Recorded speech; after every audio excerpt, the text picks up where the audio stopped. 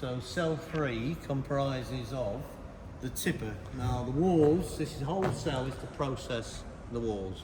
The walls will enter through the letterbox, they'll enter onto the tipper in a horizontal orientation. Then as the tipper traverses across this roadway, it will go vertical. The walls will then enter the very first conveyor system by the pillar, and you then have a vertical wall into cell 3. Can we stop at that point? No, carry on. After which those walls will process. We have 4 lanes of swim lanes, and the idea for that is when we are processing an actual wall, it then gives us time for the drying of the paint or whatever else it may be required. We have 2 shuttles at this end and 2 shuttles at the other end.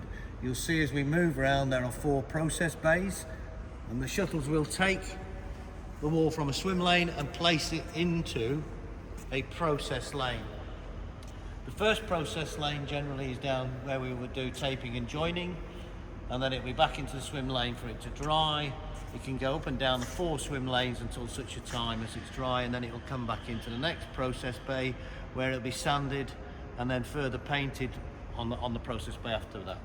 Once we have a complete wall, it will then go into the end process bay, which when we walk down by the side you'll see that we've got window manipulators, and the 2 window manipulators are designed to put anything from a 3-meter double patio door to a 600mm window into the wall itself. Comprises of 8 stations within the process area, so we can have 8 walls at any one time into that process area. They're pulled in automatically, and then the system will just drive around by itself. As you can see, here's one of the window manipulators, multifunctional for various size products, and we have an identical one here, so that's the 2. After which we've got the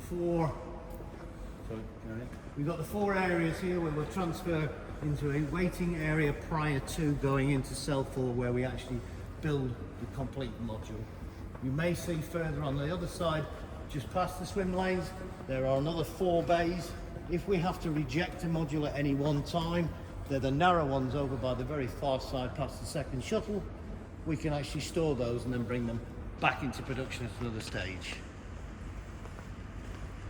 So we then walk a little bit further down prior to lifting the walls into cell 4. I've got 5 bays here, should I say, sorry, where I can have a module that's waiting whilst I'm actually building one in there. You might think, why is there 5? Because the modules would be in them 12 meters in length. If we were to put a long corridor within inside one of the modules, or a long partition wall, we need that space. And here we have our actual module storage, module wall storage prior to the build.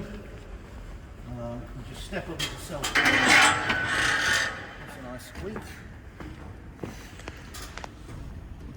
You see we have an overhead crane which covers those 5 bays, of which the walls are connected to and brought into the assembly area of cell 4. That's cell 3.